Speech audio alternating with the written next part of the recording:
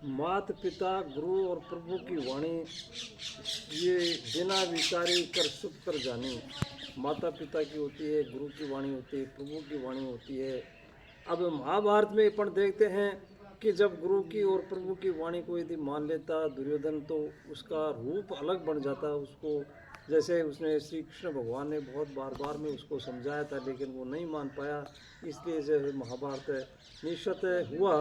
और अपने देखते हैं कि महाभारत में शकुनी जो एक था, शकुनी उसमें दुर्योधन का मामा था, और शकुनी भी ये चाहता था कि वो भी हस्तिनापुर को नष्ट होता हुआ देखना चाहता था, क्योंकि उसमें जो है उसमें उसके पिता की जो हड्डियों के द्वारा वो जो ऊपर के पासे बनाए गए थे, तो उसके पिता जो उसको कह करके गए थे कि जो है हस्तिनापुर को जो है क्यों क्यों कह करके गए थे कि जो है वो गांधारी का विवाह उसके साथ में धृतराष्ट्र के साथ में नहीं चाहते थे, नहीं चाहते हुए भी उनका विवाह हो गया था। तो इस तरह से वो रुष्ट थे उसके शकुनी के पिता। और शकुनी जो है उसमें कह दिया था कि मेरी हड्डियों से, मेरे मरने के बाद में जो हड्डियाँ आती हैं उन हड्डियों से ही जो पासे बनाना, और पासे जब तुम चाहोगे वही पासे तुम्हारे उसमें आएंगे।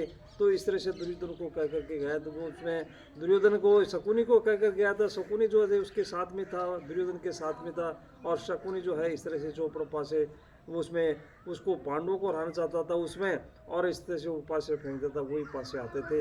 इस तरह से जो है कि जो आदमी अपने गुरु की प्रभु की वाणी को नहीं मानता है, वो इस तरह से इसमें ऐसा महाभारती होता है। धन्यवाद। बस बस।